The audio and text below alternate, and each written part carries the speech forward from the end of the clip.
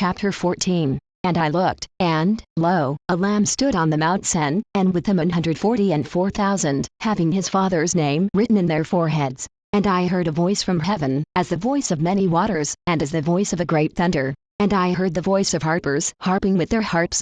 And they sung as it were a new song before the throne, and before the four beasts, and the elders. And no man could learn that song but the 144,000, which were redeemed from the earth. These are they which were not defiled with women, for they are virgins. These are they which follow the Lamb whithersoever he goeth. These were redeemed from among men, being the firstfruits unto God and to the Lamb. And in their mouth was found no guile, for they are without fault before the throne of God. And I saw another angel fly in the midst of heaven, having the everlasting gospel to preach unto them that dwell on the earth, and to every nation, and kindred, and tongue, and people, saying with a loud voice, Fear God, and give glory to him, for the hour of his judgment is come. And worship him that made heaven, and earth, and the sea, and the fountains of waters. And there followed another angel, saying, Babylon is fallen, that great city, because she made all nations drink of the wine of the wrath of her fornication. And the third angel followed them, saying with a loud voice, If any man worship the beast, to the government system, and his image, and receive his mark in his forehead, or in his hand, the same shall drink of the wine of the wrath of God, which is poured out without mixture into the cup of his indignation. And he shall be tormented with fire and brimstone in the presence of the holy angels, and in the presence of the Lamb.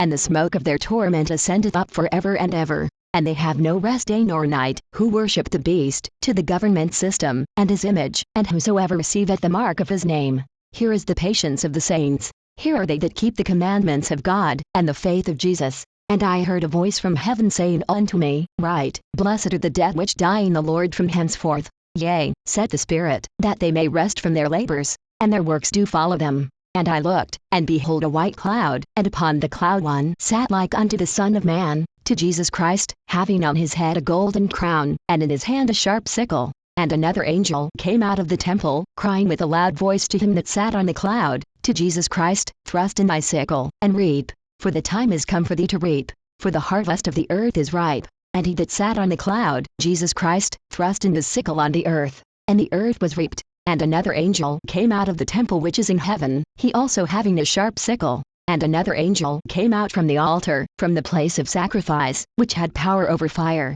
and cried with a loud cry to him that had the sharp sickle, saying, Thrust in thy sharp sickle, and gather the clusters of the vine of the earth, for her grapes are fully ripe. And the angel thrust in his sickle into the earth, and gathered the vine of the earth, and cast it into the great winepress of the wrath of God. And the winepress was trodden without the city, and blood came out of the winepress, even unto the horse bridles, by the space of 1,600 furlongs. This is for 279 kilometers, or 174 miles, a large measure.